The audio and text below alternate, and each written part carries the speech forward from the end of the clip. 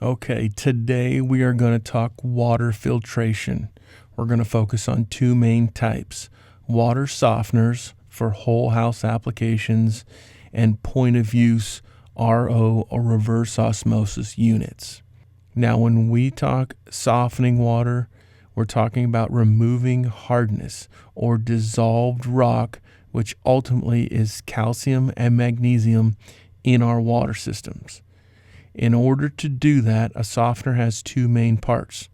It has a softening unit that is full of resin, and then it has a brine tank. So as water flows from the city into the softener before it gets into your home, all the mineral, the calcium and magnesium, attaches to the resin and then flows out mineral-free into your home. That's what gives you that slimy feel.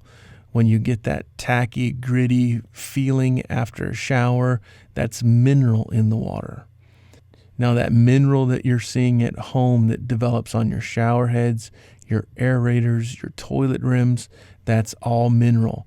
That always appears where you reduce pressure in the system. Not to mention what it's doing to your water heater, your dishwasher, and your wash machines. By incorporating soft water or mineral-free water, you are saving the life of all those components in your home. Now, once the resin is completely full of mineral, then it takes a big salty swig of water out of the brine tank, pushes it down into that resin, and the mineral separates from the resin, washing the mineral to drain, essentially rejuvenating the whole system. These two tanks and those little beads will literally work magic on your plumbing system for longevity and cleanliness. Now, let's talk about water we want to drink. Y'all, there is a bajillion water filters out there for filtering stuff in your home. I'm just going to give it to you straight.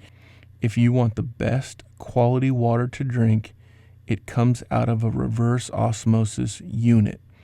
Essentially, forced filtration. Here's a quick little video from a super smart sounding gal about how the RO membrane works. Then I'm going to show you how to test your water, and then we'll recover this in conversation. Reverse osmosis works by forcing water through a special plastic membrane sheet to remove compounds such as salts, organic compounds, microorganisms, viruses, and pharmaceuticals. Rolls of membrane sheets are wound into cylinder-shaped elements. There are several elements inside each long-pressure vessel. As water enters the vessel, it flows over the membrane surface as it moves from one end of the vessel to the other. The membrane layer is extremely thin. It allows water to pass through or permeate, while preventing other compounds from passing through. Membranes remove molecules based on their size, shape, and charge. Generally, contaminants larger than water molecules will not pass through, including most chemical contaminants and all microorganisms such as viruses and bacteria. Two streams of water are produced. Pure, clean water or permeate flows across the membrane sheets and passes through the membrane layers to the inside core tube. Water that does not permeate becomes more highly concentrated with salts and other substances. This water is called concentrate. The pure permeate water flows out the core tube and one end of the pressure vessel, and the concentrate water flows out another outlet. The concentrate water can then flow into other pressure vessels for the same process to happen again, so even more pure permeate water can be recovered. About 82% of all the source of water becomes purified water. I told you she sounded super smart. Okay, so just to kind of backtrack just a little bit, all your blue labeled water bottles like Dasani, Aquafina, Smart Water, all that stuff, it's all RO water because it's the purest water available. Most ROs, generally speaking, you have a couple of filters before you hit the RO membrane. That membrane is what produces that high quality water. RO units typically come 3-stage and 5-stage. In short, let me break it down. So those first couple of filters, they're pre-filters. removing things like sediment, rust, scale, all the big stuff.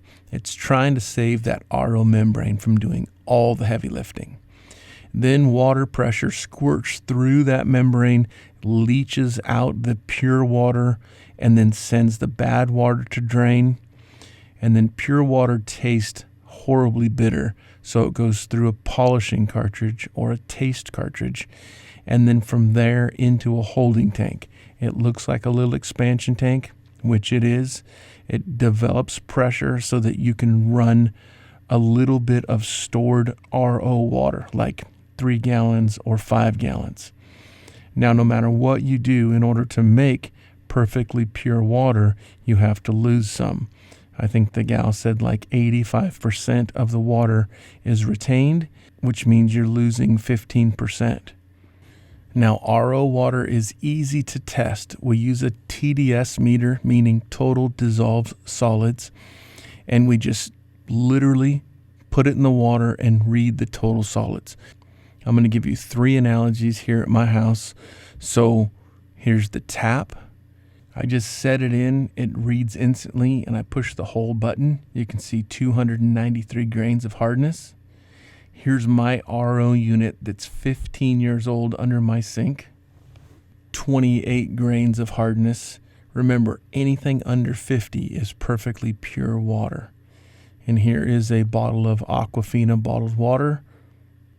2 total dissolved solids. Water doesn't get much more pure than that. All right, let's talk water filtration.